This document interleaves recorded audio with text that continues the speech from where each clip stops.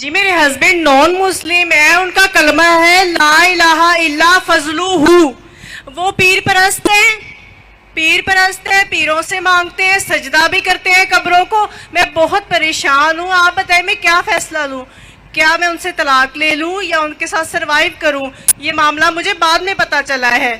بہن نے کہا کہ ان کے جو شوہر ہے وہ پیر پرست ہے، انہیں بعد میں معلوم پڑا، تو میں کیا کروں؟ آپ اگر ان کی اہلیہ ہے، آپ پہ فرض ہوتا ہے کہ آپ انہیں اسلام کی صحیح دعوت دیں، آپ ان کو قرآن اور صحیح حدیث کی طرف لے کے آئیے، آپ میں کا نے فرض ہے۔ بہت سمجھایا ہے، حدیثیں کھول کے آپ نے سمجھائی۔ سوال پوچھ لیا، ابھی آپ جواب سنیے۔ آپ بیچ میں اگر انٹرجیکٹ کریں گے تو میں جواب نہیں دے سکتا۔ آپ نے سوال پوچھ لیے، ابھی آپ کا سوال ختم۔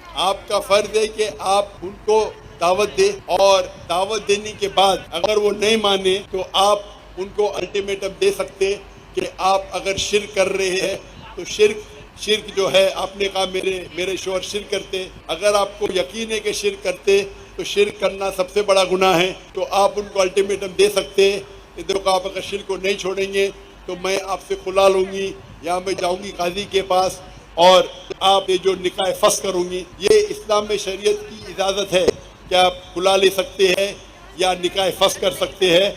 آپ ان کو سمجھائیے، مانتے تو اچھی بات ہے، لیکن اگر وہ شرک کر رہے اور آپ کو یقیناً پتہ ہے کہ شرک کر رہے تو آپ قاضی کے ساتھ جا کے نکاح فسخ کر سکتے ہیں۔